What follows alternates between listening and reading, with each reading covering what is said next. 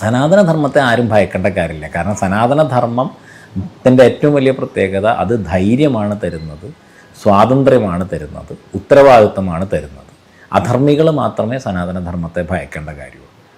ആധ്യാത്മികതയിൽ കേരളം പിന്നിലൊന്നുമല്ല. കാരണം കേരളത്തിൽ നിന്നുള്ള ആചാര്യന്മാരാണ് പല കാലഘട്ടങ്ങളിലും ഭാരതത്തിന് മുഴുവൻ വഴിവിളക്കായിരുന്നത്.